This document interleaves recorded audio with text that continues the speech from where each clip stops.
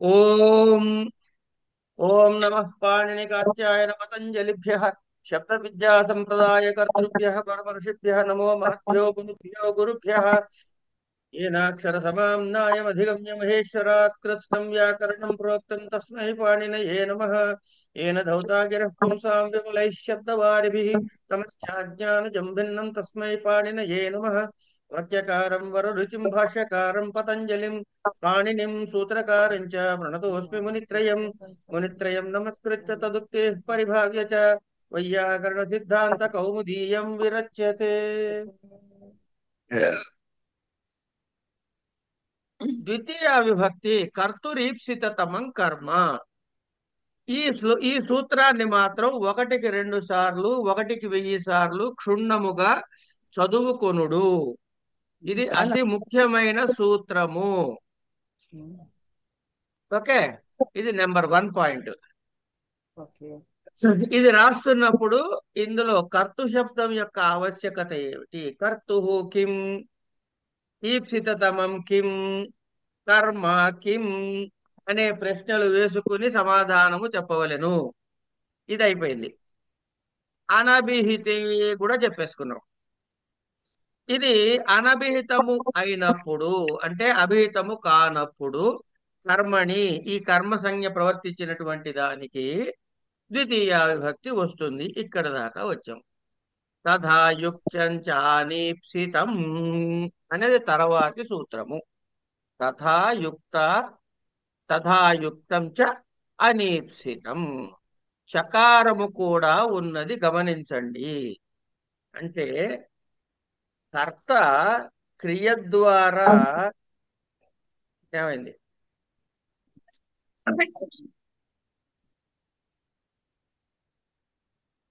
Flow పోతుందమ్మా. ఎవరైనా మధ్యలో మాట్లాడితే కొంచెం మ్యూట్ చేసుకుని మాట్లాడండి వీలైతే. కర్తు క్రియయా ఆప్తుం యత్ అనీప్సితం. ఇక్కడ సిద్ధాంత కౌముదిలో వృత్తి ఏం రాస్తున్నాడు అది చూడండి. ముందు ఏమన్నాడు, ఈప్సితమం, ఈప్సితమం తర్వాత చదండి. వత్క్రియయా వత్క్రియయా ఆ, తమనీప్సితమపి కారకం. యుక్తం అనీప్సితమపి కారకం కర్మ సంజ్ఞం స్యాత్. గ్రామం గచ్చన్ తృణం స్పృశతి, ఓదనం భుంజానో విషం భుంక్తే. ఇవి 2 ఉదాహరణలు మనకి ఇచ్చారు ఇక్కడ. ఇది దేనికి, తథాయుక్తం చానీప్సితం అన్నదానికి. అంటే ఏదైతే క్రియలో ఈప్సితమం వత్, ఈప్సితమం వత్ వలే క్రియయా యుక్తం అనీప్సితమపి, అది ఇష్టం లేకపోయినా సరే దానికి కర్మ సంజ్ఞ వస్తుంది. ఇప్పుడు గ్రామం గచ్చన్, వెళ్తున్నాడండి గ్రామం వైపుకి. దారిలో పొలంలోంచి మధ్యలోంచి వెళ్తున్నాడు. ఇలా పొలాలు ముట్టుకుంటూ వెళ్తాడు కదా, ముట్టుకోవడం ఇష్టమేగా. అది పెద్ద ఈప్సిత కర్మ కాదు. అంటే అది పొందదగిన ఈప్సిత తమ కర్మ కాదు. వెళ్ళేది ముట్టుకు తీరాలి అనేది వాళ్ళు వెళ్ళిన పర్పస్ అది కాదు. వాడు గ్రామం వెళ్ళటం వాడి లక్ష్యం. అందుకని అంటే ఈ గ్రామం వెళ్తూ వెళ్తూ మార్గంలో ఏమైంది, వీడికి నడుస్తూ వెళ్తున్నాడు. ఆ మార్గంలో ఏమైంది, ఈ ముళ్ళు గిళ్ళు ఇవన్నీ ఉంటాయి. ఇవన్నీ దాటుకుంటూ వెళ్తూ ఉంటాడు వాడు. వెళ్తూ వెళ్తూ మధ్యలో ఏమైంది, అక్కడ ఆ మార్గంలో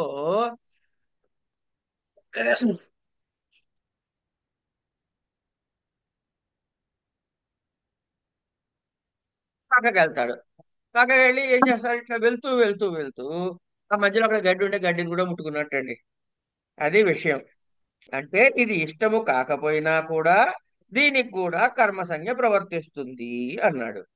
అంటే గ్రామానికి వెళుతూ గడ్డి పరకని స్పృశిస్తున్నాడు అని. అంటే ఇక్కడ స్పృశ ధాతువుకి ఏదైతే క్రియ ఉందో అది ఈయనకి ఇష్టమైందేం కాదు, ఈయన ఈప్సితమం కాదు. కానీ ఈ సూత్రం చేత ఆ ఆ స్పృశ ధాతువు కంటే ఉన్నటువంటి తృణం దేన్ని స్పృశించాడో దానికి కూడా ద్వితీయ విభక్తి అదే కర్మ సంజ్ఞ ప్రవర్తించింది, తద్వారా ద్వితీయ విభక్తి వచ్చింది. అలాగే విషం భుంక్తే, ఇంకోటి ఏంటి ఉదాహరణ, ఓదనం భుంజానో విషం భుంక్తే అన్నాడు. ఏమండి, ఇప్పుడు ఎవరినో బంధించారనుకోండి కాసేపు, వాడికి అన్నంలో విషం కలిపి పెట్టారా, నువ్వు తినరా వీడిని చంపాలనుకున్నాడు ఆ రాజు, ఏదో శత్రు రాజు ఎవడో మనకి ఎందుకు తెలియదు కదా, వాడు అనుకున్నాడు అనుకోండి కాసేపు. అప్పుడు ఏమవుతుంది, అన్నంలో విషం పెట్టాడు, కానీ వాడికి విషం తినడం ఇష్టమా? కాదు, అనీప్సితమే అది, అయినా తింటున్నాడు. ఏమండి, ఇక్కడ ఈ గ్రామం గచ్చన్ తృణం స్పృశన్ అన్నది ఏదైతే ఉందో, గ్రామం గచ్చన్ తృణం స్పృశతి ఉన్నదో, ఇక్కడ గమనించాల్సిన ఏంటి, గ్రామం గచ్చతి, ఇక్కడ గచ్చతి అనో క్రియ ఉంది, అది వాడి ఈప్సితము. తృణం స్పృశతి రెండో క్రియ ఉంది, ఇది ఈప్సితమం కాదు, కానీ దీనికి కూడా వచ్చింది. ఇక్కడ రెండు క్రియలు రెండు కర్మలు ఉన్నాయి, కానీ విషయం దగ్గరకు వచ్చేటికి ఒకటే. ఏమిటి, భుంజానో, ఒకడు భుంజాన, ఓదనం భుంజాన విషం భుంక్తే, అన్నం తిందాం అనుకున్నవాడు విషం కూడా తినాల్సి వచ్చింది. కనుక ఇష్టం ఉన్నా లేకపోయినా దానికి కూడా కర్మ సంజ్ఞ ప్రవర్తిస్తుంది అని చెప్పాడు. దాని తర్వాత కథితంచ అపాదాన విశేషైర్వివక్ అవివక్షితం కారకం కర్మ సంజ్ఞం స్యాత్. ఏమండి, ఇప్పుడు మనం పంచవిభక్తి చదువుకున్నామా లేదా? చదివామండి, అపాదానం చదివాం. పంచమి చదివాం. ఏ భీత్రార్థానాం పరాజేత షోడ అంతఃతో ఖ్యాతో యోగే జరికర్తు లబ్లోపే కర్మణ్య అధికరణే చ, లబ్లోపే కర్మణ్యధికరణే చ అన్నది భువ ప్రభవ అనే సూత్రంలో ఉన్నటువంటి, దాన్ని ఏమంటారు, దాన్ని ఏమంటారు అబ్బా, ఏమంటారమ్మా, వార్తికం. అది వా- వార్తికంలో ఉంది చూడండి, లబ్లోపే కర్మణ్యధికరణేచ అని. అంటే కర్మణిలో ఉన్న ప్రయోగానికి కానీ అధికరణ ప్రయోగానికి ఉన్నవాడికి పంచమి వస్తుందని చెప్పుకున్నాగా అక్కడ. అవును, అవునండి. ఇప్పుడు ఇప్పుడు వెనక్కి వచ్చి రెండో సూత్రం రెండో చదవండి. పాదానాది విషైర్ అవివక్షితం కారకం కర్మ సంజ్ఞస్య. ఉమ్. అపాదానాది కారకాన్ని వివక్ష చేసుకోకపోతే మీరు, అంటే నేను పంచమి వాడాలి అనే కోరిక వక్తురిచ్చా వివక్ష, కోరిక లేకపోతే ద్వితీయ వస్తుంది అని చెప్పాడు ఇక్కడ. దేనికి, అకథితంచ. ఏమండి, ఈ అకథితంచ అన్నది చాలా డేంజరస్ అండి. ఎందుకు, చెప్పబడనిది అంటున్నాడు, అంటే వాడు చెప్పింది తప్ప ప్రపంచంలో ప్రతిదీ చెప్పబడిందేగా. ఏమ్మా, మరి ప్రపంచంలో అంటే ప్రపంచంలో అనకూడదు అట్లా, మనకున్నటువంటి 2200 ధాతువులతో చెప్పబోయే క్రియ యొక్క ఈప్సితమైన వాటికి అన్నిటికీ వచ్చేస్తుందిగా ఇక. ఎట్లా ఇట్లయితే అబ్బే కుదరదు. అందుకే అందుకని ఏం చేశారు, లక్ష్మీనరస గారు మ్యూట్ చేసుకోమని కోరుకోవాలి ఫస్ట్. తర్వాత ఏం చేయాలంటే, ఈ అకథితంచ అనే దాన్ని ఇక తర్వాత చూడండి, తర్వాత మీ గ్రంథంలో చూడండి ఏమన్నాడు, అపాదానాది విశేషైర వివక్షితం కారకం కర్మ సంజ్ఞాన్ స్యాత్. బానే ఉంది అక్కడ, దాని వెంటనే చెబుతున్నాడు. దుహయాచ పచ దండ రుధి ప్రచ్ఛ బ్రూషా ఆశు జిమత్ ఉషాం కర్మయుక్ స్యాదధికతితం తథా స్యాన్ నిహృకృష్వషాం. దుహాదీనాం ద్వాదశానాం ఎన్నండి, 12 అని ధాతువులు ఇచ్చేశాడు ఇక్కడ. ఉమ్. ఈ 12కి దీని ఏం చేశాడంటే మహానుభావుడు లిమిట్ చేసేసాడు. అకథితంచ అన్నప్పుడు అన్ని ధాతువులకి ప్రవర్తించాల్సి ఉండగా ఈ 12 ధాతువులకేనయ్యా అని చెప్పాడు. అవేమిటి, దుహ్ యాచ్ పచ్ దండ్ రుధి ప్రచ్ షి బ్రుయ్ శాసు జి మథ్ ముష్ నీ ముష్ హృ ముష్ నీ హృ త్రిష్ వహ్.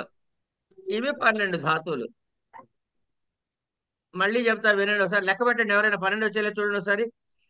నిదానంగా చెప్పండి సార్, ఆ? నిదానంగా చెప్పండి, రాసుకుంటాము అంటే క్లియర్ గా. ఎందుకమ్మా రాసుకొనుడు ఎందుకు? మీ పుస్తకంలో లేదా అది? ఉంది కానీ కొన్ని ఆ స- ఆ, ఏమంటారు, సమాసం ఉన్నప్పుడు క్లియర్ గా స్ప్లిట్ చేసి రాసుకునేందుకని. ఫస్ట్ లైన్ లో అంటారా? ఈజీగానే ఉంది. ఉమ్. ఏదండి? సెకండ్ లైన్ లోపలిది కొంచెం సెపరేట్ చేసి రాసుకుందామని. దుహు యాచ్ పచ్ దండ్ రుధి ప్రచి భ్రూ షాస్ జీ మధ ముష్ తర్వాత. దీన్ని ఫోటో తీసుకోండి.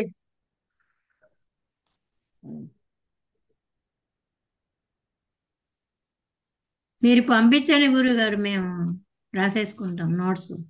అనుకున్నా ఎవరు అనలేదేంటా ఈ మాట అని. ఎప్పుడు మొబైల్లో పంపిస్తాం? చూస్తుంటే ఫోటో తీసుకునేది రాదు కదా సార్.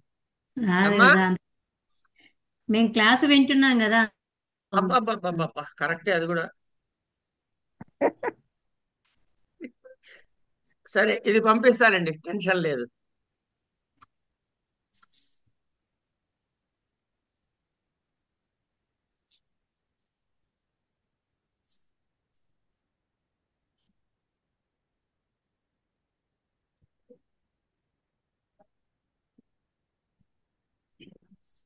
కనీసం ఇక్కడ చూడండి ఇప్పుడు.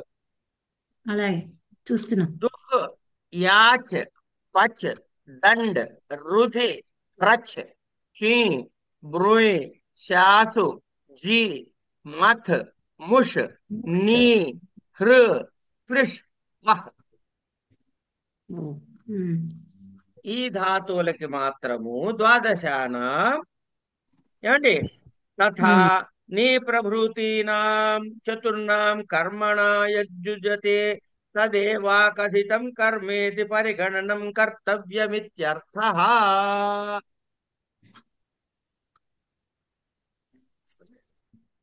ఇప్పుడు మీరు గమనించారా ఇక్కడ? గమనించండి. దుహు నుంచి వినండి ఒకసారి. దుహు నుంచి ముష్ వరకు 12. 1 2 దుఃఖు యాచు పచ్చు 3 దండు వృద్ధి ప్రచ్చు 3 6 చెయ్యి మృయు శాసు 3 9 జీ మత్ ముషు 12. దుఃఖాదీనాం ద్వాదశానాం తథా నీ ప్రభృతీనాం నీ హృ కృష్ హవః చతుర్నాం కర్మణా యజ్జుజ్యతే కర్మతో ఎప్పుడైతే కలిసి ఉంటుందో తదేవా కథితం కర్మేతి పరిగణనం కర్తవ్యమిత్యర్థః. ఇక వరుసగా వీటికి ఈ తొక్కు యాచు పచ్చు దండు రుద్దు వీటికి ఉదాహరణలు ఇచ్చాడు. గాం దోగ్ధి పయః బలిం యాచతే వసుధాం. నేను చెప్పినప్పుడు అందులో చూడండి, ఎవరైనా ఒక్కళ్ళనండి ఆ ధాతువుని అనండి పైకి. మళ్ళీ దుహ్ చదువుతున్నా. గాం దోగ్ధి పయః దోగ్ధి బలిం దుహ్ యాచతే వసుధాం. బలి యాచతే యాచ్ యాచ్ యాచ్ అక్కడ ఉన్నది యాచ్ ఒక్కటే చదవండి. ఓకే యాచ్ అవినీతం వినయం యాచతే. Yacht yacht కండులానోదనం పచతి. పచ్ గర్గాన్ శతం దండయతి. దండ దండ వ్రజమవరుణద్ధిగాం అవరుణద్ధిగాం. రుధి రుధి మాణవకం పంథానం పృచ్చతి. పృచ్ఛ్ ప్రచ్ఛ ప్రచ్ఛ్ ప్రచ్ఛ్ వృక్షమవచినోతి ఫలాని. చీ మాణవకం ధర్మం బ్రూతే. బ్రూ భ్రూ మాణవకం ధర్మం శాస్తి. శాస్త్ మీ పుస్తకం మీ పుస్తకంలో చూడండి, మాణవకం ధర్మం బ్రూతే శాస్తి వా అని ఉంది. కలిపేశాడు అవును. ఆ రెండు విడకుండా చదువుకోవాలి. మాణవకం ధర్మం బ్రూతే మాణవకం శాస్తి ధర్మం శాస్తి అని. శతం జయతి దేవదత్తం. జీ ఆ, జీ. ఈ ధాతువు. సుధాం క్షీరనిధిం మధ్నాతి మత్ మత్ దేవదత్తం శతం ముష్ణాతి ముష్ ముష్. ఆ, గ్రామమజాం నయతి నీ. నీ నీ. నీ. గ్రామమజాం హరతి హృ గ్రామమజాం కర్షతి కృష్ గ్రామమజాం వహతి వహ ఆ, అర్ధనిబంధేయం సంజ్ఞా బలిం భిక్షతే వసుధాం మానవకం ధర్మం భాషతే విధత్తే వ్యక్తి ఇత్యాది. ఇందులో ఏమన్నాడు? ఇందులో దుఃఖ కర్మ యొక్క వగైరా చెప్తూ వచ్చి కారకం కిం, ఇందులో కారకం అనేది తెచ్చాడు కదా. మరి కారకే అనే దీనిలో ఉన్నాం కదా మనం. అవును. అందుకని కారకే కిం మానవకస్య పితరం పంధానం పృచ్చతి కర్మక ధాతుర్యోగే దేశ కాలో భావో గంతవ్యోద్వాచ కర్మ సంజ్ఞక ఇది వాచ్యం. ఎందుకు చూడండి, వార్తగా ఇచ్చాను. అకర్మక ధాతుర్యోగే దేశ కాలో భావో గంతవ్యోద్వా చ కర్మ సంజ్ఞక ఇది వాచ్యం. ఇప్పుడు నేను చెప్పిన దాన్ని బట్టి మీకు ఏమర్థమై ఉండాలి? కొన్ని వికర్మక ధాతువులలో కాదు, అది కాదు, కర్మ అది సంజ్ఞ కాదు, వస్తుంది. అది కాదు, అది కాదమ్మా. మీకు బాగా అర్థం కావాల్సింది ఏంటంటే కర్తూరీప్సితమం కర్మ అన్నది ఎంత ముఖ్యమైన సూత్రము, వార్తిక కూడా తదితంచ అంతే. కూడా అంతే ముఖ్యమైన సూత్రము. ఓకే. దాని తర్వాత వచ్చేటటువంటి ప్రతిబుద్ధి ప్రత్యవసానాద శబ్ద కర్మాణ కర్మణి కర్త స నౌ, ఈ సూత్రం కూడా ముఖ్యమైనది. ఇవాళ నేను ఈ రెండో సూత్రం అంటే గతిబుద్ధి ప్రత్యవసాన అన్న సూత్రం మీకు చెప్పగలిగితే సవ్యముగా నా జన్మ ధన్యం. చూద్దాం ఏం చేస్తాను, నాకే తెలియదు, ప్రయత్నిద్దాం. ఇందులో 10 వార్తికాలు ఉన్నాయి. ఉంటే ఉండేవమ్మా, నీకెందుకు. ఇవన్నీ మా గుర్తు ఎలా ఉంటాయి నాకు అర్థం కావట్లేదు. బట్టి పడితే ఉంటాయి. అన్ని బట్టి బట్టి అంటే ఎక్కడ సేపు వస్తాం, ఎప్పుడు వస్తాం? సరే, ఇది ఇంతే. ఇది అయిన తర్వాత గతి బుద్ధి, ఇది కొంచెం జాగ్రత్తగా వినండి. అందరూ చాలా జాగ్రత్తగా వినాల్సిన విషయం. మహోదయ ఒక డౌట్ అండి. అడగండి. నీ ప్రభృతీనాం అంటే అర్థం ఏంటండి? నీ రు కృష్ వహని, ఈ నాలుగు. నీ తర్వాత నీతో కూడి ఉన్నటువంటి. ప్రభృతి అంటే కూడి కూడి ఆ ఉన్నటువంటి. అది కాదండి. రాముడు రామ ప్రభృతి ఇట్లా ఫలానా ఏదో చేశారు. లేకపోతే ఇవాళ ఏమన్నా గవర్నర్ గారిని ముఖ్యమంత్రి ప్రభృతులు కలిశారు అంటారు కదా. ఆ, అదే ప్రభృతి ఇక్కడ. అందరూ కలిసి ఈ నాలుగు, ఈ కూడి ఉన్నటువంటి ఈ గ్రూప్ అనుకోండి కాసేపు. ఓకే. అంటే నాకు ప్రభృతి అంటే అసలు అర్థం తెలియదండి, అందుకే. ఏం పర్వాలేదు, తెలియకపోతే అడగాలనేగా మనం చెప్పుకునేది. శుభ్రంగా అడగండి, ఏం తప్పులేదు. నాకు తెలిస్తే వెంటనే చెబుతా, తెలియకపోతే తెలుసుకుని చెబుతా. ఏముంది పెద్ద అందులో? మనకు అన్ని వచ్చేయాలని రూల్ లేదమ్మా, కంగారు పడకండి. అట్లాగే మీరేదో నాకు అన్ని వచ్చని కూడా అనుకోకండి. నాకు వచ్చినంతలో మీకు చెబుతున్నా. అసలు ఈ సూత్రాన్ని ఎక్స్ప్లెయిన్ చేయటం మొదలు పెడితే మీకు కాళ్ళు చేతులు వణికిచ్చేలా చెప్పేస్తారు. పెద్దవాళ్ళు ఉన్నారు చెప్పేవాళ్ళు. అట్లా అర్థమయ్యే వాళ్ళకి అర్థమవుతుంది, మనలాంటి వాళ్ళకి అర్థం కాదు. మనం పరీక్ష వరకు రాసి గోడ దూకేస్తే చాలు వ్యాకరణంలో. ఓకేనా? అలాగే గురుగారు. తర్వాత కావాలంటే విశేషాధ్యయనం చేసినప్పుడు బోలెడు చదవచ్చు. ఒక్క సూత్రం చదవటానికి 5-6 రోజులు పాఠం చెప్పిన గురువులు కూడా ఉన్నారు. ఒకటే సూత్రం మనం ఏమన్నా తంబలుగా తీసేస్తున్నాం, 3, 4, 5, 6 అని.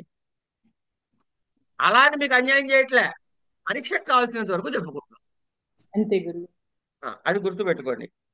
ఇప్పుడు తర్వాతి సూత్రం గతి బుద్ధి ప్రత్యవసానార్థ శబ్ద కర్మ కర్మణామణి కర్త స నౌ. ఇది అంటే గత్యర్థానాం శబ్దకర్మాణం అపకర్మకాణం చాణౌ యః కర్త సణౌ కర్మ స్యాత్. ఇది ఒక్క నిమిషం కాసేపు కంగారు పడకుండా వినండి. గతీత్యాదికిం పాద పా పాచయత్యోదనం దేవదత్తేన అన్యంతానాం కిం గమయతి దేవదత్తో యజ్ఞదత్తం తమః పరః ప్రయుంక్తే గమయతి దేవదత్తేన యజ్ఞదత్తం విష్ణుమిత్ర గతి బుద్ధి ప్రత్యవసానార్థ శబ్ద కర్మ కర్మాణౌ మణికర్త సణౌ. ఏమండి, ఇప్పుడు నేను చాలా కొంచెం ఎక్స్ప్లెయిన్ చేస్తాను. ఇది ఈ సూత్రం చెప్పడానికన్నా ముందు కొంత ఎక్స్ప్లెయిన్ చేయాల్సింది ఉంటుంది. అంటే అందరికీ అన్నీ తెలియవు కదా.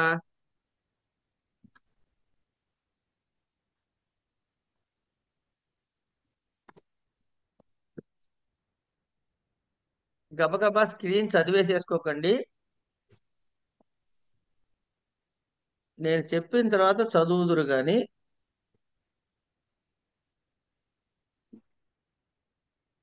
కొంచెం పెద్ద ఫాంట్ జయరా గురువు గారు కనిపించట్లేదు.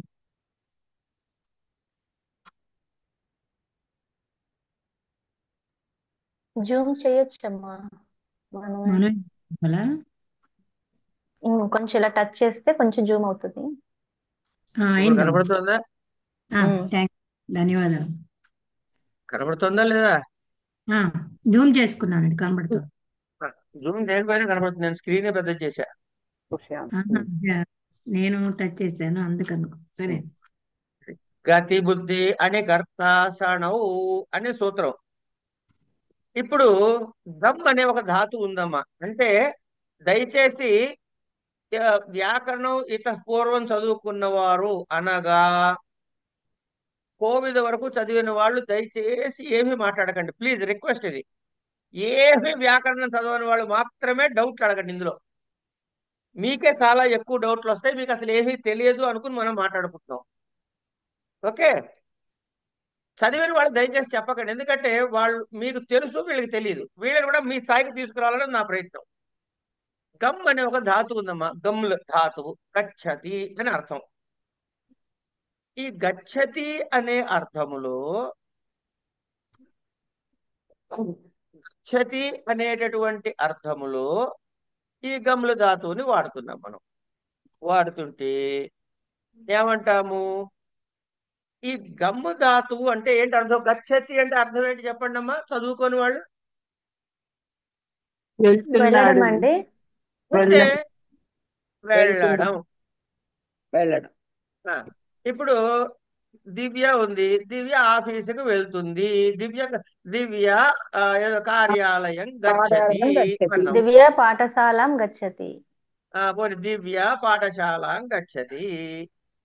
ఏమండి, అయితే వాళ్ళ అమ్మ ఏం చేసిందిట? నువ్వు ఆ పాఠశాలకి వెళ్దుగానే దివ్య ముందు వెళ్ళి ఆ కూరలు పట్టరా అనేది చెప్పింది. లేకపోతే ఇవాళ నేను ఇంట్లోనే ఉంటానే, ఎక్కడికి పోను అని చెప్పేసి ఆ దివ్య అనే అల్లరి పిల్ల ఇంట్లోనే కూర్చుంది. అప్పుడు వాళ్ళ అమ్మ ఏం చేస్తుంది? చెవి మీలేసి పంపిస్తుంది.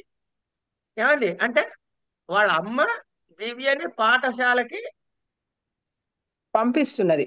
బలవంతంగా అర్థమైందండి? అప్పుడు ఈవిడ ఏం చేస్తుంది? వాళ్ళ అమ్మ పంపించింది కాబట్టి ఈవిడ వెళ్తోంది. అమ్మ పంపిస్తే వెళ్తోంది. దివ్య తనంతట తానుగా వెళ్ళటానికి వాళ్ళ అమ్మ పంపిస్తే వెళ్ళటానికి తేడా ఉందా లేదా? పంపిస్తే గమయతి. గమయతి. అంచేత ఈ గమ్ అనే ధాతువుకి తింగు ప్రత్యయం చేరిస్తే, తింగులని చెప్పుకున్నాం కదా, సుప్పులు తింగులని. ఆ తింగు ప్రత్యయం చేరిస్తే గచ్చతి అని వస్తుంది. అదే గమ్ము ధాతువుకి తింగు ప్రత్యయం కాకుండా నిచ్ అనే ప్రత్యయం ఒకటి ఉంది. ఏం ప్రత్యయం? నిచ్. దివ్య నువ్వు ఓపెన్ చేయమ్మా స్పీకర్. నిచ్ అనే ప్రత్యయం చేస్తే అప్పుడు ఈ గమ్ము ధాతువు కాస్త గమయతి అవుతుంది. ఏమండి, అట్లాగే ఇప్పుడు సుధా పఠతి, సుధా పుస్తకం పఠతి. దీనికి ఏం చెప్పాలి? నిత్య ప్రత్యయం చేస్తే సుధా సుధా మాత పుస్తకం మాత పాతయతి ఒక్క నిమిషం మాత సుధా పాఠయతి అనాలి. పాఠ్యతి పాఠయతి, పాఠయతి కాదు, పాఠయతి. పాఠయతి చదివిస్తున్నది, చదువుతున్నది, చదివిస్తున్నది. ఈ రెండింటికి తేడా ఉందా లేదా? ఉంది గురుగారు. ముందు ఇది అర్థం గురుగారు. చేసుకుందాం, ముందు ఇది అర్థం చేసుకుందాం. ఇప్పుడు నేను అడుగుతా, చెప్పండి. గచ్చతి అంటే నిత్య ప్రత్యయమా కాదా? కాదు గురుగారు. కాదు గురుగారు. ప్రత్యయం ఆ, అదే మాతా శిశుం పాఠశాల గమయతి అన్నప్పుడు అది నిత్య ప్రత్యయమా కాదా? నిత్య ప్రత్యయమే. నిత్య ప్రత్యయమే. ఏమండి, ఇంతవరకు అర్థమైంది కదా? ఇప్పుడు అర్థమైంది నిత్య ప్రత్యయంలో అమ్మ ఇప్పుడు ఒక్క నిమిషం.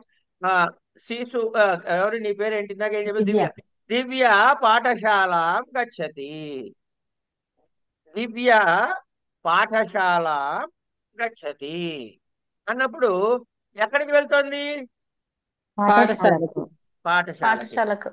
వెళ్తోంది. పాఠశాలకి వెళ్తోంది కాబట్టి ఏమండి, గచ్చతి అనే ధాతువుకి దేన్ని చూపిస్తోంది?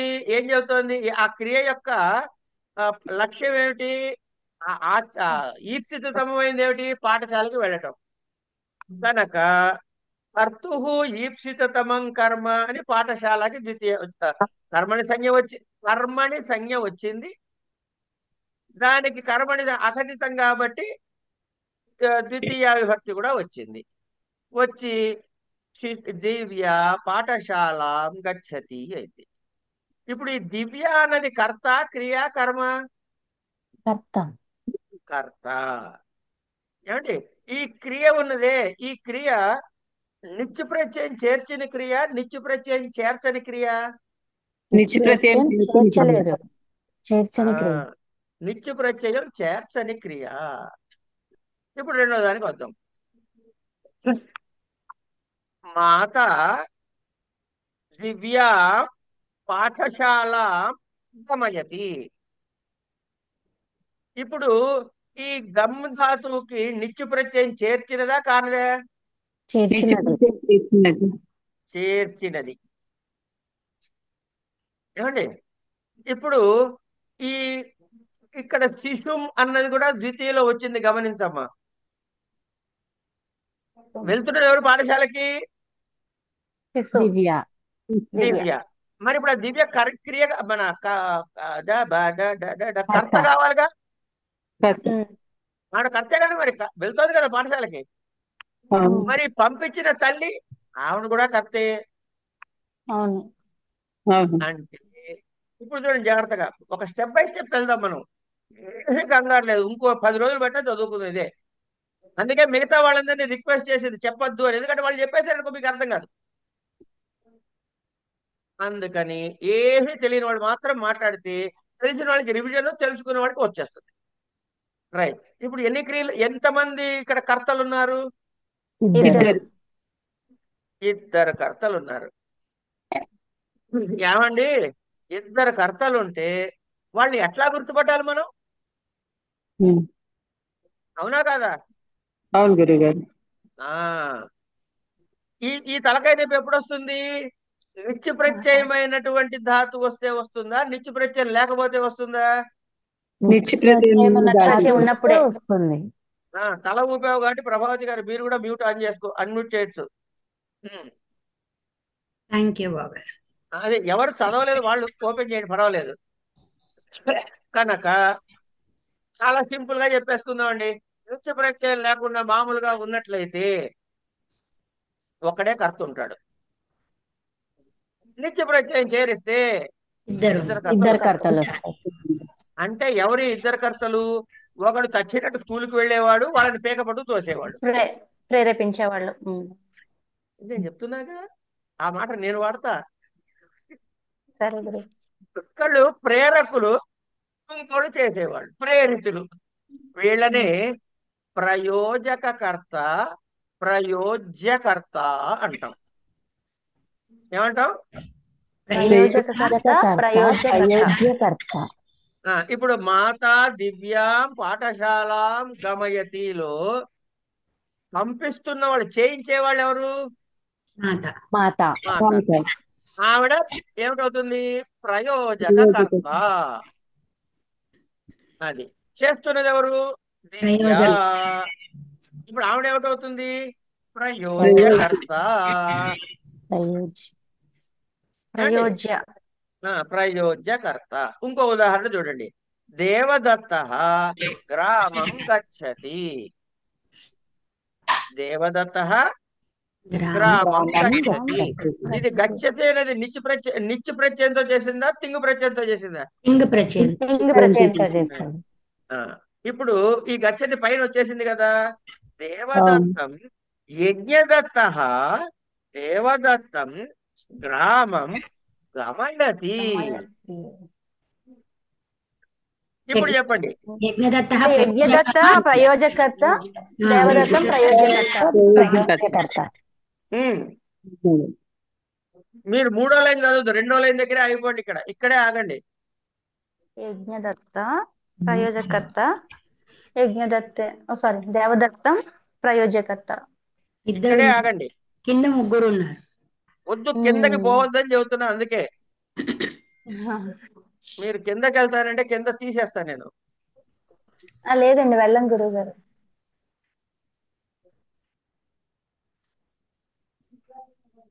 ఇప్పుడు చెప్పండి. ఇప్పుడు ప్రయోజకకర్త ఎవరు ఇక్కడ? యజ్ఞదత్త. ప్రయోజ్యకర్త ఎవరు? దేవదత్త. పై వాక్యం చూడండి. ఇప్పుడు దేవదత్త గ్రామం గచ్చతి. ఇక్కడ ఈప్సితమైన కర్మ ఏది? గ్రామం. అది ఏ విభక్తిలో ఉంది? ద్వితీయ విభక్తిలో. కింద 2వ లైన్ లో యజ్ఞదత్త దేవదత్తం గ్రామం గమయతిలో ఇక్కడ కూడా గమయతి అని ఉన్న ఈప్సితమ కర్మం ఏది? గ్రామం. గ్రామం. కనుక అది ఏ విభక్తిలో ఉంది? ద్వితీయ విభక్తిలో. కనుక ఇక్కడ గచ్చతి గమయతిలో ఒకటి మామూలు తింగంత క్రియ. ఏమండి? 2వది ఏం క్రియ అందాం? నిజంత క్రియ అందాం. అనండి. నిజంత క్రియ. ఆగండి. మీరు నోరు సరిగ్గా తెరిచి అనకపోతే తప్పుడు మాటలు వస్తాయి. ఎలా? ఇక్కడ నిచ్ అనా టాటాడా ఢాణాలో ననా. మీరు నిజంత క్రియ అంటే అక్కడ ఏమర్థం వస్తుంది? తెలియదు కదా. కనుక నిజంత కళ్ళు వాళ్ళు వద్దు. స్పష్టంగా కళ్ళు వాళ్ళు నిజంతము అనండి. కళ్ళుకు కళ్ళుకు చాలా డిఫరెన్స్ ఉంది. అందుకే అవన్నీ ఉన్నాయి, వదిలేయండి. అందుకే చెప్పా. వాడు ఎవడో కవిత్వం రాసి చదవరా అంటే రేడియోలో చదివాడు. నేస్తం చూడకు నేస్తం ఈ కళ్ళు లేని కుళ్ళు సమాజాన్ని చూడకు నువ్వు, మళ్ళీ మళ్ళీ పుట్టినా సరే అన్నాడు. ఒక్క చోట లాభెట్లేవాడు. సరే, వెనక్కి వచ్చేద్దాం పాఠంలోకి. గచ్చతి అన్నది మామూలు క్రియ, తింగంత క్రియ. గమయతి అన్నది ఏం క్రియ? నిజంత క్రియ. అయిపోయింది. గచ్చతి అనే తింగంత క్రియలో ఎంతమంది? ఒక్కరే ఉంటారు. ఒకడే కర్త ఉంటాడు. నిజంత క్రియలో ఎంతమంది కర్తలు ఉంటారు? ఇద్దరు లేక ముగ్గురు ఉండొచ్చు. ఇద్దరే. నీకు ముగ్గురు ఎవరు చూపించారు ఇక్కడ? ఇద్దరే. మీరు నిద్రపోతే ముగ్గురు వస్తారు, లేకపోతే ఇద్దరే. ఇద్దరు వచ్చారు. మరి ఈ ఇద్దరిలో మీకు ప్రయోజకర్త ఎవడో తెలియాలా వద్దా విన్నవాడికి? తెలియాలి. ఇప్పుడు కర్తకి ప్రథమాభక్తి ప్రాతిపదిక అర్థలింగ వచన మాత్రే ప్రథమ సూత్రం చేత ప్రథమాభక్తి రావాలి. కాబట్టి యజ్ఞదత్త దేవదత్త గ్రామం గమయతి అంటే ఎవడిని పంపించాడు? యజ్ఞదత్త యజ్ఞదత్తుడు దేవదత్త దేవదత్తుని పంపించాడు. నేను చెప్పా కాబట్టి మీకు తెలిసింది. నేను అక్కడ యజ్ఞదత్త దేవదత్త గ్రామం గమయతి అంటే మీరు ఎక్కడ చెప్పిన దాంట్లో తెలుస్తుంది? ఎవరు తెలియదు కదా. తెలియదు. మీరు అందుకని ఎవరిని పాణిని పంపించలేదు మహర్షి మన చెప్పాలి. యందు దయ ఉంచి పాణిని మహర్షి మన యందు దయ ఉంచి దీనికి సూత్రం రాశాడు. అది చూడటానికి ఇంత పొడుగు సూత్రం కానీ కంగారు పడాల్సిన విషయం లేదు. ఏమిటి, ఎందుకు కంగారు పడక్కర్లేదు అంటే, ఈ నిత్య ప్రత్యయం ఎక్కడ పడితే అక్కడ వస్తే కాదయ్యా అన్నాడు. ఇప్పుడు వేళ్ళు లెక్క పెట్టండి, నేను చెబుతా. గతి గతి గతి ఒకటి, బుద్ధి రెండు ప్రత్యవసాన మూడు శబ్ద కర్మక నాలుగు నాలుగు అకర్మక. ఐదు ఐదు అది ఈ 5 రకాల ధాతువులకి అని చెప్పాడు ఆయన. కనుక సూత్రం చూడండి సార్. ఇప్పుడు గతి బుద్ధి ప్రత్యవసానార్థ శబ్ద కర్మక కర్మకాణ. ఆపండి అక్కడ, ఆపారా? సగం సూత్రం ఊరికే వీటికి అని చెప్పడానికే సరిపోయింది.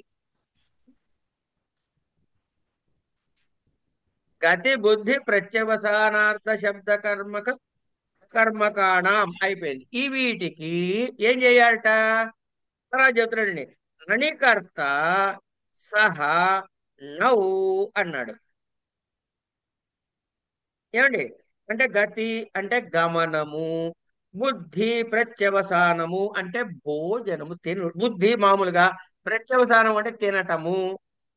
ఏమండి తర్వాత శబ్దము కర్మగా కలిగినటువంటి కర్మక ధాతువులు, వీటితో సంబంధం ఉండగా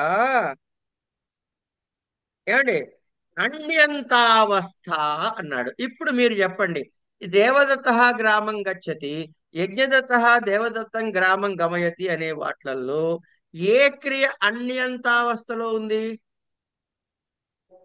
అన్యంత అవస్థ అంటే ఏం గురుగారు? ఇప్పుడు అలా కాదమ్మా, న్యంతావస్థ అంటే నిత్య ప్రత్యయం కలిసింది. ఓ, ఓకే. అలా కాదమ్మా, ఒక్క నిమిషం అరుణ గారు వినండి. గమ్ము ధాతుకి నిత్య ప్రత్యయం చేశాం కదా. అవును గురుగారు. ఇప్పుడు నిత్య ప్రత్యయం మొదలు పెడతారా చివరి పెడతారా? చివర పెడతాము. గమ్ము ధాతువుకి చివరన నిత్య ప్రత్యయం చేశాము అంటే న్యా అనేది చివరన పెట్టామంటే న్యంతము అనొచ్చా లేదా? అనొచ్చు గురుగారు. ఓకే, ఓకే అనేసేయండి. ఓకే. ఇప్పుడు న్యంతావస్థలో ఉన్నది ఏ మాట, అక్కడ ఏ పదం? గమయతి. Very good. న్యంతావస్థ లేనిది అంటానికి ఏం చేయాలి? ముందు ఏం తగిలించాలి? గచ్చతి అని. కాదమ్మా, ఉండండి సార్, ఉండండి, వాళ్ళు చెబుతారు, మీరు ఉండండి మళ్ళీ ప్లీజ్. ఏం తగిలించాలి అరుణ గారు? ఆపోజిట్ కాకూడదు. ఓకే గురుగారు, అర్థమైంది గురుగారు, అర్థమైంది. శక్తి అశక్తి, బుద్ధి అబుద్ధి, అన్నము అనన్నము అయిపోయింది. ఇట్లా ఇప్పుడు ఏమైంది? న్యంతావస్థ అంటే ఏమిటి? ఏ క్రియ? నిత్య ప్రత్యేక. అవన్నీ వద్దు, ఇక్కడ చెప్పండి ఎగ్జాంపుల్లో. గమయతి. Very good.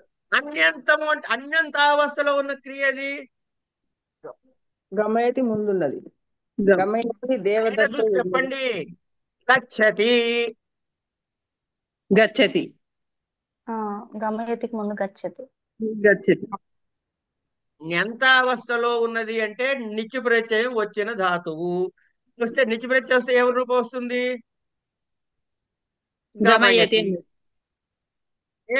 అన్యంతావస్థ అంటే నిత్య ప్రత్యయం లేనటువంటిది. నిత్య ప్రత్యయం లేకపోతే ఏం ప్రత్యయం వస్తుంది? తింగు ప్రత్యయం వస్తుంది. అదేముంటుంది? ఏ క్రియ అది? గచ్చతి. కనుక ఇప్పుడు మీకు న్యంతావస్థకి అన్యంతావస్థకి తేడా తెలిసిందా తెలియలేదా? తెలిసింది గురుగారు. రైట్. ప్రభావతి పాఠం పఠతి. ఏమండి ప్రభావతి పాఠం పఠతి. గీత ప్రభావతి పాఠం పాఠయతి అన్నాను అనుకోండి కాసేపు. ఇప్పుడు ఇందులో న్యంతావస్థ క్రియది అన్యంతావస్థ చెప్పండి, మీరెవరు చెప్పద్దు. ఎవరు చెప్తారు? ఎవరు మన దివ్య చెప్పమ్మా.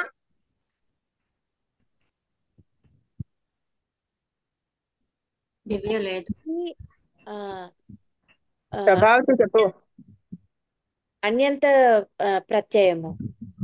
ఏది అందులో పాఠయతి పఠతిలో చెప్పు. పఠతి పఠతి పాఠయతి నిచ్ ప్రత్యయంతో కూడిన క్రియాపదము. అనొద్దు, న్యంతము అని చెప్పు. న్యంతము. న్యంతము అన్యంతము ఈ రెండు మాటలు వాడి చెప్పండి. పఠతి అన్యంతము, పాఠయతి న్యంతము. అంతే, వెరీ గుడ్. ఏమండి, అరుణ పాకం కరోతి. అరుణ, ఇప్పుడు మీరిద్దరు దివ్య నువ్వు మాట్లాడకు, ఇంకోళ్ళు ఎవరున్నారు చూసి చెప్తా. నరసింహారావు గారు మీరు చెప్పండి సార్. నేను అడగల ప్రశ్న. అరుణ పాకం కరోతి. ఏమండి, ఆ శారద అరుణ పాకం కారయతి. చెప్పండి నరసింహారావు గారు. కారయతి న్యంతం. నిత్య ప్రత్యయము. అవన్నద్దు, న్యంతావస్థలో ఉన్నది. కారైతే ఎంత వస్తువులో ఉన్నది. కరోతి అన్యంతావస్థ. అనిత్యావస్థ. అన్యంతావస్థ మనం తెలుగులో అంటాం కదా సార్, అరే బుద్ధి ఉందా బుద్ధి లేదా అంటాము. ఆ లేదా అన్నానికి ఆ ముందు పెట్టండి, అయిపోయింది. అనంత్యావస్థ. అన్యంతావస్థ, అనంత్యావస్థ కాదు. అంటే పాఠం చెప్పడం అనంతావస్థే గాని అది సూత్రంలో లేదు. అనంతవస్థ అనంతమైన. అన్యంత. ఇప్పుడు మీకు మీ నోటికి ఈ న్యంతావస్థ అన్యంతావస్థ అర్థమైందా కాలేదా? అర్థమైంది. న్యంతావస్థ అన్యంతావస్థ. ఇప్పుడు నా ప్రశ్న వినండి. అదే వీరరాజు గారు, మీరు ఫస్ట్ టైం వింటున్నారా లేకపోతే మీకు వ్యాకరణం వచ్చా? వ్యాకరణం రాదు సార్. రైట్, అయితే మీరు నరసింహారావు గారు మాట్లాడినప్పుడు మిగతా ఆడలేడీస్ అందరూ అయిపోండి. చెప్పండి. నరసింహారావు గారు వీర్రాజు గారు మాట్లాడతారు ఇప్పుడు నేను అడిగే ప్రశ్నలకి, కానీ మిగతా వాళ్ళు ఫాలో కావాలండోయ్. ఇప్పుడు సార్ నోరు తిరగటం లేదు సార్. అవే తిరుగుతాయి లేదు సార్. మాయాబజార్ చూడలేదుగా? చూసా చాలా సార్లు. మరి ఇంకే నోరు తిరగకపోతే మేమే తిరుగుతూ ఉంటాడు వాడు. అదే సరే సరే, ఇప్పుడు విన్నాం. వీర్రాజు గారు మీరు చూడండి ఒకసారి. ముందు మీరు ఏం చేయాలంటే ఇదేదో భయంకరంగా ఉన్నది అన్నది మర్చిపోండి. అలాగే. రైట్. దేవదత్త గ్రామం గచ్చతి, యజ్ఞదత్త దేవదత్తం గ్రామం గమయతి. ఇందులో న్యంతావస్థలో ఏ క్రియ ఉంది, అన్యంతావస్థలో ఏ క్రియ ఉంది చెప్పండి. న్యంతావస్థలో గ్రామం గమయతి. న్యంతావస్థ గచ్చతి అన్యంతావస్థ. Very good. ఇప్పుడు నేను ఇంకో ప్రశ్న వేస్తున్నా. ఇప్పుడు జాగ్రత్తగా వినండి, ఇక్కడి నుంచి చాలా జాగ్రత్తగా వినాలి. ఏమండి, ఇక్కడ మనకి రెండు వాక్యాలు ఉన్నాయి. ఒకటి క్రియ న్యంతావస్థలో ఉన్నది, రెండోది అన్యంతావస్థలో ఉన్నది. అవునా కాదా? అవునండి. ఇప్పుడు పైన వాక్యంలో దేవదత్త గ్రామం గమయతి అనే దగ్గర దేవదత్త ఉన్నాడు, యజ్ఞదత్త దేవదత్తం గ్రామం గమయతి అన్న దానిలో కూడా దేవదత్తుడు ఉన్నాడు, ఇక్కడ యజ్ఞదత్తుడు కూడా ఉన్నాడు. అన్యంతావస్థలో ఉన్న క్రియ ఏది? గచ్చతి. అన్యంతావస్థలో ఉన్నటువంటి వాక్యములో కర్త ఎవడు? దేవదత్త. శిశువు పాఠశాలాం గచ్చతి, మాతా శిశుం పాఠశాలాం గమయతిలో అన్యంతావస్థలో ఉన్నటువంటి వాక్యములోని కర్త ఎవరు? శిశువు. Very good, very very good. ఈ విషయం అర్థమైందా కలదా మీతో అందరికి? అర్థమైపోయిందా? అర్థమైంది. రైట్. ఇప్పుడు పైన దేవదత్తుడున్నాడు, కింద దేవదత్తుడున్నాడు. కనుక దేవదత్తుడు స్పెసిఫిక్ గా ఉన్నది ఏ వాక్యంలో? పై వాక్యంలోనా కింద వాక్యంలోనా? పై వాక్యాల్లో వాక్యములు పై వాక్యంలో. అక్కడ మనకి రెఫరెన్స్ పాయింట్ ఏంటి దీనికి దాని డిఫరెన్స్ చెప్పడానికి అంటే న్యంతావస్థ అన్యంతావస్థే. న్యంతావస్థలోని అన్యంతావస్థలోని ఏమండి అన్యంతావస్థలోని కర్త అని మనం అనాలనుకోండి కాసేపు. ఓకే ఏమనాలి? అన్యంతావస్థలోని కర్త. అన్యంతావస్థలోని కర్త అని ఏదైతే చెప్పాలనుకుంటున్నామో వాడిని అణికర్త అనొచ్చా అనకూడదా? అని కర్త. మీరు చెప్పారు కాబట్టి అనొచ్చు. అంటే నేను ఏం చేస్తానంటే మీకు ఈ న్యంతను అన్యంతాన్ని నుంచి దేవదత్తుడిని పాయింటర్ చేస్తున్నాం కనుక అన్యంతములో ఉన్నటువంటి కర్త. ఐఎమ్ జనరలైజింగ్ ఇట్ అంతే. గచ్చతిలో ఉన్నవాడు కర్త ఎవరండి అంటే దేవదత్త అంటారు. పాఠశాల గచ్చతిలో ఎవరంటే శిశువు అంటారు. ఈ రెండింటినీ అర్థమయ్యేలా చెప్పాలంటే ఏమనాలి? అన్యంతావస్థలో ఉన్న కర్త అనాలి. అంతే కదా? అంతే అంతే. ఇప్పుడు మనం అదే అంటున్నాము. కానీ అన్యంతావస్థలో ఉన్న కర్త అనడానికి సింపుల్ ఫార్మెట్ లో చెప్పాలంటే అణికర్త అంటాం. Short form. Short form. అని నీ ఉందిగా ఇక్కడ మీకు నిత్య ప్రత్యయము లేని. నిత్య ప్రత్యయము లేని అణికర్త అణికర్త. ఇక్కడ దాకా వచ్చేసామండి. ఇక్కడ దాకా వచ్చానండి. ఏమండి ఇక్కడ దాకా వచ్చామా లేదా? వచ్చా. ఈ అణికర్త ఎవడైతే ఉన్నాడో వాడు ఇప్పుడు మీరు చెప్పండి సార్, నేను చెప్పండి నా మొహం సూత్రం. ఈ ఆ దేవదత్త ఏ విభక్తిలో ఉందండి? పైన ప్రథమా విభక్తి. ప్రథమా విభక్తిలో అంటే వాడిని ఏమంటారు? కర్త అంటారా అనరా?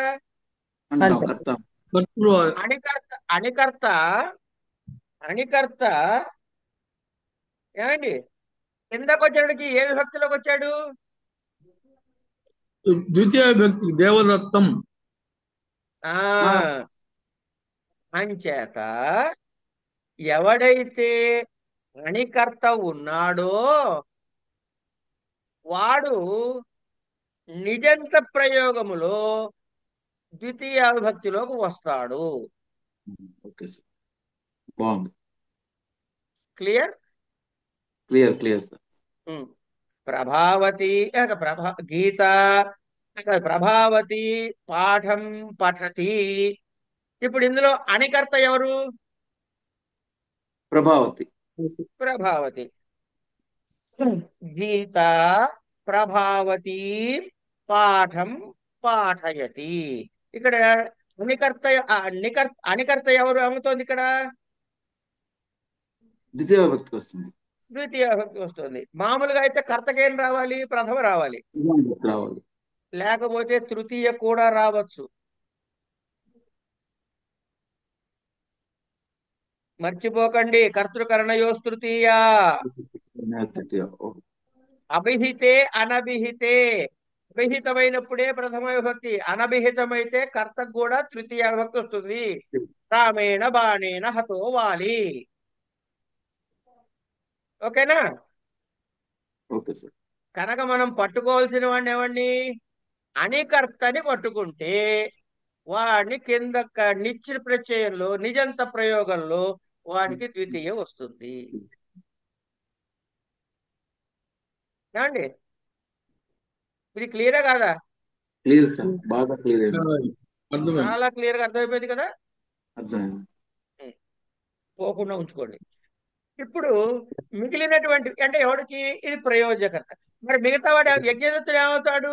వాడేం ఎట్లా తోస్తున్నాడు అంతే కర్ర పెట్టి. ఇంతకీ ఈ వినండి అమ్మా ఒక నిమిషం. ఈ పంపించిన వాడు ఎవడు? ఈ గమయతి పంపిస్తున్నాడు. ఎవరు పంపిస్తున్నారు? దేవదత్త. ఎవరిని పంపిస్తున్నాడు లేదు, ఎవరు పంపిస్తున్నారన్న. యజ్ఞదత్తుడు పంపిస్తున్నాడు. దేవదత్తుడు. యజ్ఞదత్తుడు పంపిస్తున్నాడు. ఇప్పుడు గమయతి అన్నది క్రియ కదా. ఈ క్రియ ఎవరిని సూచిస్తోంది? గమయతి, పంపిస్తున్నాడు. ఎవడు పంపిస్తున్నాడు? యజ్ఞదత్తుడు. ఇప్పుడు యజ్ఞదత్తుడు క్రియ ద్వారా అభిహితుడా అనభిహితుడా? అభిహితుడు. కరెక్ట్ గా అరుణ గారు చెప్పండి. అభిహితుడు. అభిహితుడు. అభిహితుడు అయితే తృతీయ విభక్తి వస్తుందా? కర్తృకరణీయ తృతీయ వస్తుందా? రాదు. కనుక ప్రథమ విభక్తి వచ్చింది. యజ్ఞదత్త దేవదత్తం గ్రామం గమయతి. శిశు మాత శిశుం పాఠశాలాం గమయతి. గీత ప్రభావతీం పాఠం పాఠయతి. ఏమండి, అయిపోయిందా లేదా? అయింది సార్, బాగా. ఇది ఇప్పుడు మిమ్మల్ని బెదిరించాలనుకోండి, బాగా బెదిరించాలనుకోండి, నేనేం చెప్తానంటే ప్రయోజ్యకర్త కార్యం కరోతి. ప్రయోజకకర్త ప్రయోజ్యకర్తానం కర్త కర్త ద్వితీయ విభక్తి ఏంటమ్మా? కర్తకి కర్తాం అవుతుంది కదా, కర్తాం కాదు.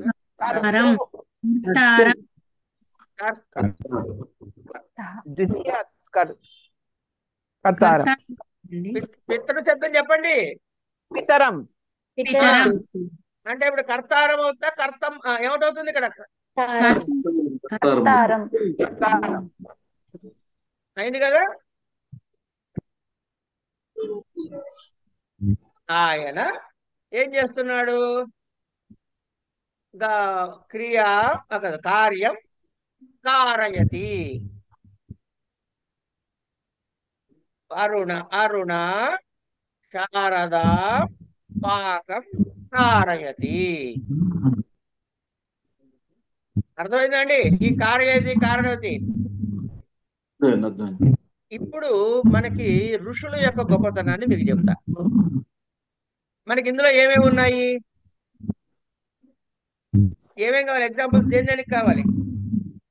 ప్రయోజకకర్త ప్రయోజకర్త. ప్రయోజకర్త కాదు, గతి బుద్ధి ప్రత్యవసానార్థ శబ్ద కర్మ కర్మణ మణికర్త సణౌ కావాలి. ఏమండి?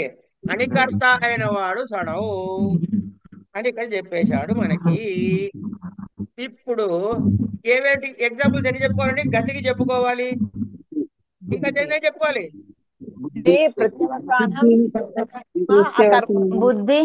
బుద్ధి ప్రత్యవసానం కర్మ అకర్మ ఇది చెప్పుకోవాలి.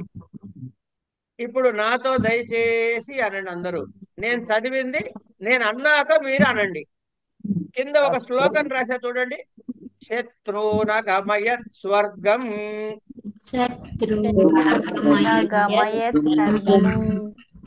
వేదార్థం స్వాన వేదయత్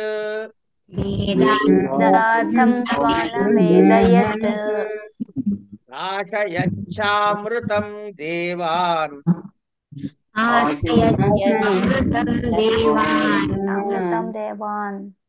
వేదమధ్యాపయద్విధిం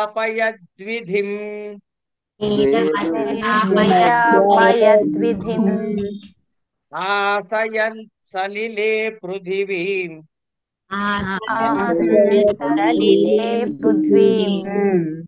యస్స మే శ్రీహరిర్గతిః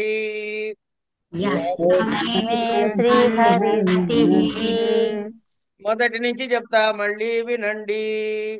శత్రున గమయత్ స్వర్గం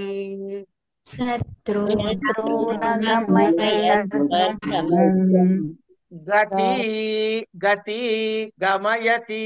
వచ్చిందా ఇక్కడ? ఎవరిని పంపిస్తున్నాడు స్వర్గానికి? ఇవన్నీ చేసిన దానిలో ఒకటి గుర్తుపెట్టుకోండి. ఒక్క నిమిషం, ప్రయోజకకర్త శ్రీహరి. శ్రీహరి గతి. శ్రీహరి గతి, మనకు గతి అని చెప్పి దండం పెట్టాం ఆయనకి, అంతే ఇక్కడ శ్లోకంలో. కానీ ఈ సూత్రానికి ఉదాహరణలు అవన్నీ.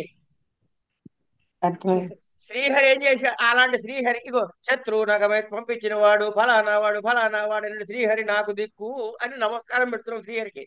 ఇక్కడ కర్తవుడు శ్రీహరి అనుకోండి. ఈ శ్రీహరి అన్నిట్లోనూ హీరో, ప్రయోజకర్త. ఇప్పుడు చూడండి, శ్రీహరి శత్రునగమయత్ స్వర్గం, ఇది వాక్యం.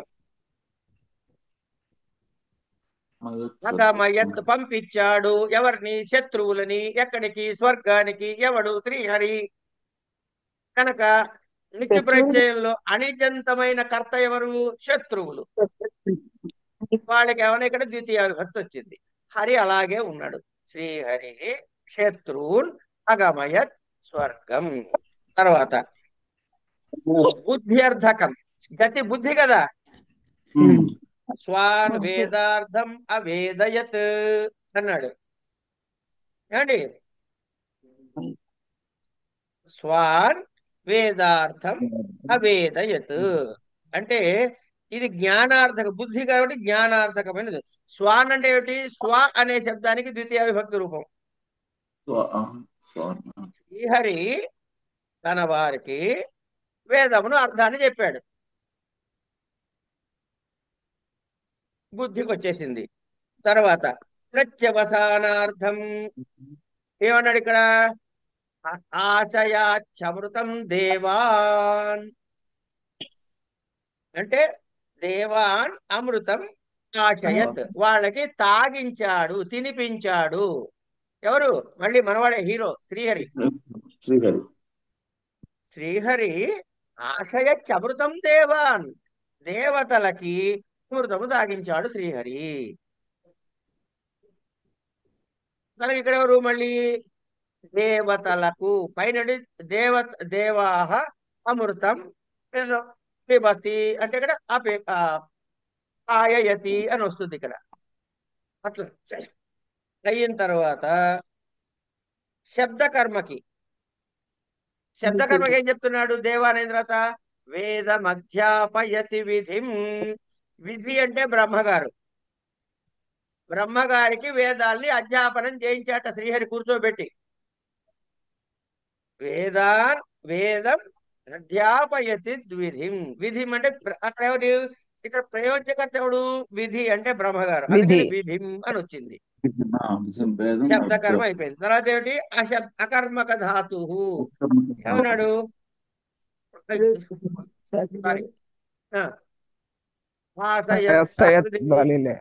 ఆసయత్ సలిలే పృథివీ అంటే ఏమిటి? నీళ్లలో ఉన్నటువంటి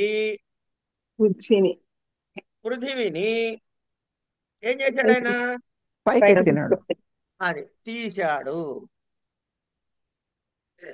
అసధాతువు నుంచి వచ్చింది ఆసయత్ అని. నీళ్లలో ఉన్న పృథివిని ఎవడు? దేనిని? పృథివిని. అందుకని పృథివీ అని ద్వితీయలో వచ్చింది. ఈ గతి బుద్ధి ప్రత్యవసానార్థ శబ్ద కర్మాణం అని కర్త సనౌ ఇక్కడ చేసాడు. శత్రువును, స్వాను, దేవాను, విధిం, పృథివీ. ఈ శ్లోకం గుర్తుపెట్టుకుంటే దీనికి అన్ని ఎగ్జాంపుల్స్ వచ్చేసినట్టేనా? మరి ఋషికి మనం దండం పెట్టుకోవాలా వద్దా? ఇంత అద్భుతంగా చెప్పినందుకు దండం పెట్టుకోవాలి సార్. అది గురు పరంపర అందరికీ దండం పెట్టుకోవాలి. అదేనండి, వాళ్ళ కారుణ్యాన్ని మనం లెక్క చేయలేం సార్. గుర్తుపెట్టుకోండి ఈ విషయం. వాళ్ళు చూపిన కారుణ్యం నిరపేక్షగా ఎంత చేశారో చూడండి మన కోసం. వాళ్ళు నిరపేక్షగా వాళ్ళు ఏమి ఇచ్చామండి మనం వాళ్ళకి? ఏమి ఇవ్వలేదు, కానీ అంత చేశారు ఆ మహానుభావులు. ఇక్కడి నుంచి ఇక్కడ ధాతులు ఇచ్చారు. గతి బుద్ధి ప్రత్యవసానార్థ శబ్ద కర్మాణగత సణవు చెప్పేశాం కదా. ఇప్పుడు ఇక్కడ కొన్ని చెప్పాడు. టైం అయిపోయింది అమ్ముడు, కాసేపు చెప్పనా? ఆపైనా చెప్పండి. Very good. తర్వాత ఇప్పుడు మీరు వార్తికాలు చూడండి అమ్మా. నీవహోర్యన్ చూడండి. నీవహ్యోర్న వార్తికం. నాయయతి వాహయతి వా భారం భృత్యేన నియంత్రకర్తృకస్య వహేరనిషేధః వాహయతి రథం వాహాన్ సూతః ఆది ఖాద్యోర్న ఖాదయతి వా అన్నం వటునా భిక్షేరహింసార్థస్య నా. ఇక ఇవన్నీ చూడండి మీరు, ఈ వరుసగా చెప్తున్నా చూడండి. ఈ గతి బుద్ధి ప్రత్యవసానార్థ శబ్ద కర్మ కర్మణ ఇవి చెప్పారు కదా. వీటిలో వచ్చేటటువంటివే ఈ నీ వహ్ అనే ధాతువులు.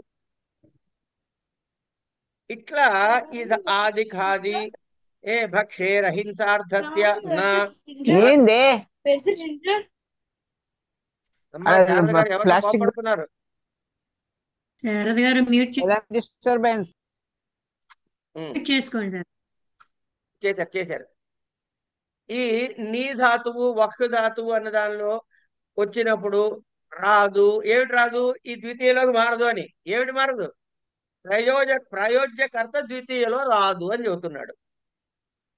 ద్వితీయలో రాదంటే కర్తకి ఏది రావాలి? తృతీయ రావాలి. ఇంకా చూపిస్తున్నాగా ఆన్సరు.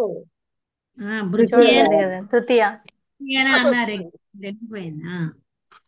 అది వస్తుంది కనుక నీ వహ్యోర్న. అట్లాగే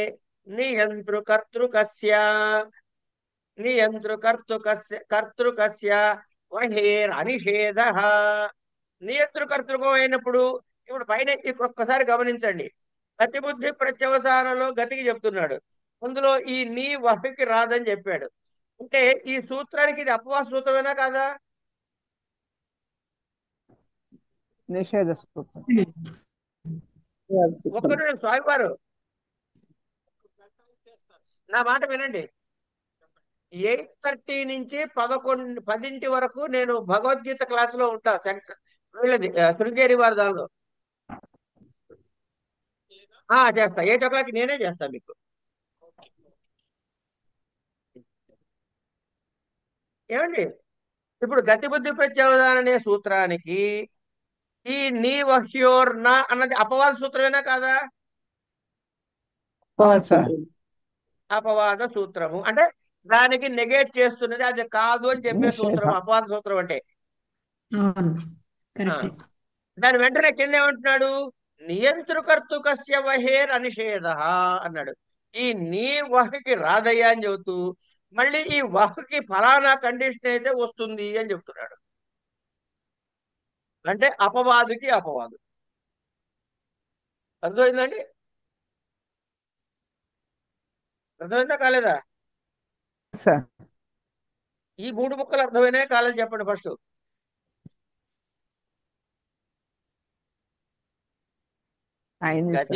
గతి బుద్ధిలో గతి అనేటటువంటి దానికి అర్థం ఇచ్చేవే నీ ధాతువు వహ ధాతువు. ఈ రెండిటికి రాదు అని చెప్పాడు. అంటే గతి అర్థములో ఉండే అనేక ధాతువులో ఈ 2 ధాతువుల్ని పక్కకు పెట్టాడు. ఓకేనా? ఈ మాట అర్థమైందా పోనీ? రైట్. ఈ నీ ధాతువు వహ ధాతువు పక్కకు పెట్టిన దానిలో మళ్ళీ ఈ వహ ధాతువును పట్టుకుని నియంతృకర్తృకస్య ఆ సందర్భంలో వహ ధాతుకి నిషేధం లేదు అన్నాడంటే అనికర్తకి ద్వితీయ వస్తుంది అని చెప్పటం. ఓకే. తర్వాత ప్రత్యవసానం ప్రత్యవసానార్థం అంటే తిండి గురించి చెప్తున్నాడు కదా. ఏమండి, తినుట అనే అర్థంలో చెప్పాడు కదా, ధాతువులన్నీ వస్తాయన్నాడు కదా. అందులో అద్దు ధాతువుకి ఖాదు ధాతువుకి రాదు అని చెప్పాడు. ఎలాగైతే గతికి నీ వహ్ను వదిలేశాడు, ఈ ప్రత్యవసానార్థంలో ఆది ఖాదికి తీసేశాడు. అట్లాగే భక్షేర్ అహింసార్థస్యన అహింసార్థములో భక్ష శబ్దాన్ని వాడితే దానికి కూడా రాదు అన్నాడు. అర్థమైందండి?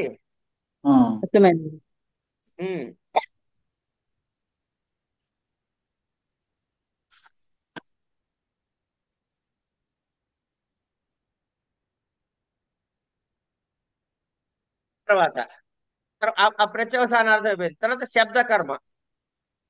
శబ్దకర్మ దగ్గరకు వచ్చాడికి ఏమన్నాడు?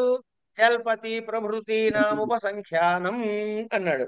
అంటే జల్పతి మొదలైన ధాతువులతో సంబంధం ఉన్నప్పుడు అన్యంతావస్థలోని కర్త న్యంతావస్థలో కర్మసంజ్ఞ అవుతుంది అని చెప్పాడు. ఇది ఈ జల్పతి ఇట్లాంటి వాటి శబ్దాలప్పుడు అని. దృశ్యేశ్చ అంటే దృశ్యేశ్చ అంటే దృశ్య ధాతువు కూడా ఇలాగే. అంటే ఏమిటనమాట? అన్యంతావస్థలోని కర్త న్యంతావస్థలో కర్మసంజ్ఞని కలిగి ఉంటుంది. దర్శయతి హరిం భక్తాన్ అన్నది దానికి ఉదాహరణ మీ గ్రంథంలో ఇస్తాడు. శబ్దాయతేర్న. ఇప్పుడు శబ్దకర్మ అన్నాడు కదా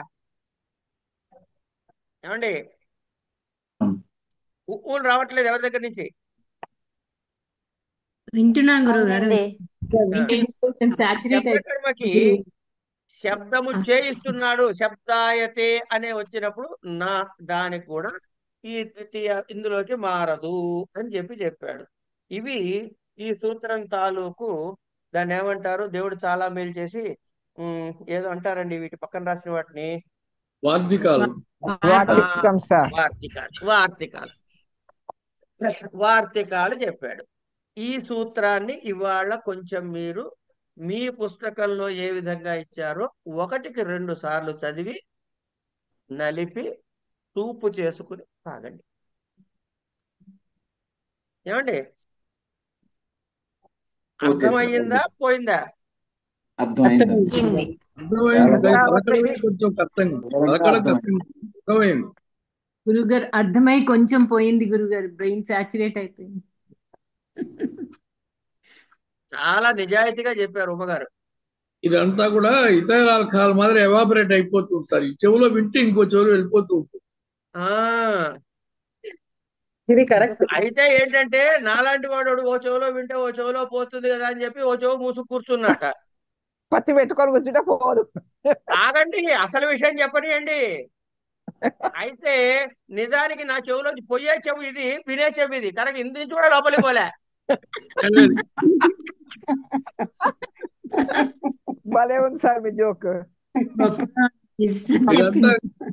కెమిస్ట్రీ ల్యాబ్ మాదిరి ఉంటుంది. అక్కడ ప్రయోగాలు జరుగుతుంటే వెళ్ళిపోతుంటాయి వాయువులన్నీ ఆ మాదిరిగా. శబ్దం చాలా సింపుల్ అండి. Regular dialogue. మీకు ఇందులో ఏమీ తెలియని వాళ్ళకి న్యంతావస్థ అన్యంతావస్థ అర్థమైందని చెప్పండి చాలు. రాస్తున్నాయి అని. అది అర్థమైతే అన్యంతావస్థ అంటే అనికర్త రాసి పెట్టుకున్నా. అది అయిపోయింది. అన్యంతావస్థలో ఉండే కర్త న్యంతావస్థలో ద్వితీయ విభక్తి వస్తుంది. సార్ మీరు 3వ సెంటెన్స్ తీసేసిన అక్కడ చెప్పండి. ఇప్పుడు చెప్పను. తర్వాత ఇంకో సార్ ఈ శ్లోకంలో ఉండేది కొంచెం సెంటెన్స్ ఫామ్ లోపల రాస్తున్నారు కదా, పెట్టండి మళ్ళీ. నేను ఎక్కడ రాశాను? రాయలేదు. రాసినారు మీరు, చూస్తున్నాను నేను. కాదు, నోటితో చెప్పారు. శత్రువున్ స్వర్గం గమయత్. బుక్ లో ఉంది గురువు గారు. ఇది విడగొట్టి చెప్పారమ్మా ఆయన, అంతే. ఇక్కడ ఒకటే ఉంది, నేను ఎక్కడ విడగొట్టా. శత్రునగమయత్ స్వర్గం వేదార్థం శ్వాన వేదయత్. సార్ మీరు రాసిన నోట్స్ లో ఉంది, యజ్ఞదత్తం తర్వాత ఉన్నాయి. అది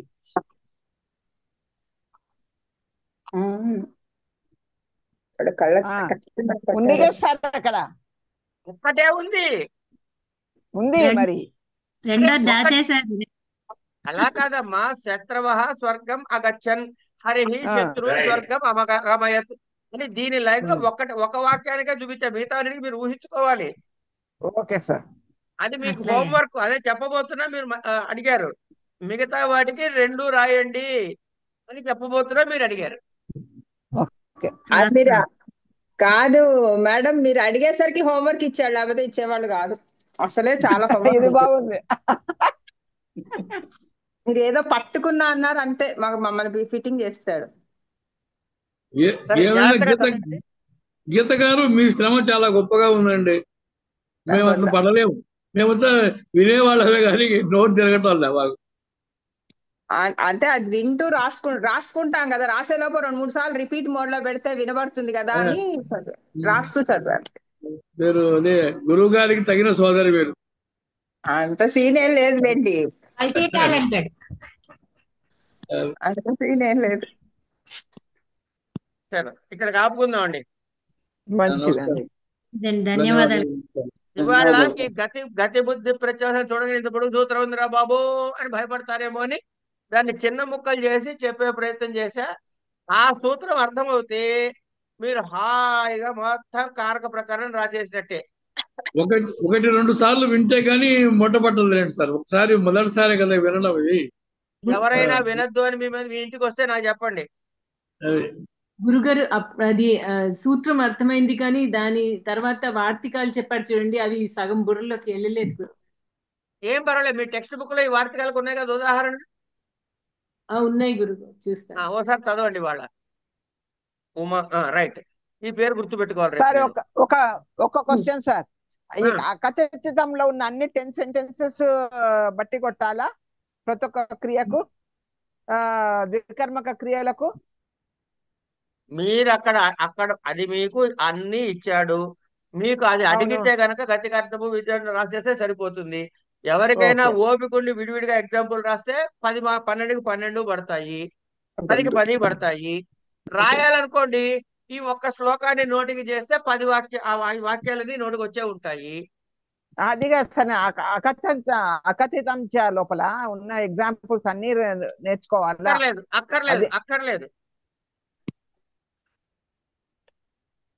అక్కర్లేదు. ఓకే. కానీ వాడు పరీక్షలో మీకు అందులోంచి ఒకటి ఇస్తాడు. అందుకే అంటే నేర్చుకోవాల్సిందే ఇంకా డైరెక్ట్ గా. ఇట్లా వదిలి ఇట్లా. నేను మీరు అడిగింది ఏంటి, పరీక్షలో రాయాలంటే అక్కర్లేదు అన్నా. పరీక్షలో ఇస్తే రాయాలా వద్దంటే మీరే చెప్పారు రాయాలి. ఏది ఇస్తాడో నాకు తెలియదు బాబు. నేను నేర్చుకోవాలా అని అడిగినాను క్లియర్ గా. ఇస్తారా ఇవ్వరా అని అడగలేదు. నేర్చుకోకపోతే ఇస్తారు. శారద గారు మిగతా అందరూ ఎవరు వినకండి, అందరూ చెవులు మూసుకోండి. నేను శారద గారు ఒక్కళ్ళతోటే మాట్లాడుతున్నాను. ఓకే. ఏంటంటే అండి, అన్ని డిఫికల్ట్ క్వశ్చన్లు ఒకే రోజు వేయకండి, మిగతా వాళ్ళు పారిపోతారు. లేదు సార్, నాకున్న డౌట్ ఇమీడియట్ క్లియర్ చేసిపోతే రాత్రి నిద్ర పట్టదు, మర్చిపోతా ఒక్కోసారి అడిగేది. మీరు డాక్టర్ గారు కదా, హాయిగా ఒక ట్రైకా వేసి పడుకోండి అంతేగాని. వేసుకోండి సార్, నేను క్రోసిన్ కూడా 10 సార్లు ఆలోచించి వేసుకుంటాను. అలాగా సరదాగా చెబుతున్నా. ఏంటంటే అన్ని డిఫికల్ట్ క్వశ్చన్స్ ఒకే రోజు పడ్డారు కూడా, అబ్బా ఇన్ని డిఫికల్ట్ ఉన్నాయని వీళ్ళందరూ కంగారు పడతారు పిల్లలు. అందుకే క్లాస్ అంతా అయిపోయినాక అడిగినాను సార్. ఇప్పుడు మాకు నిద్ర పట్టదు. కాదు, మా బుర్రలకి ఎటువంటి డౌట్లు రావే అని చెప్పి మేము బెంగపడుతూ ఉంటాం. అప్పుడప్పుడు ఇన్ని ప్రశ్నలు వేస్తుంటారు, ఇన్ని ప్రశ్నలు ఉన్నాయా అని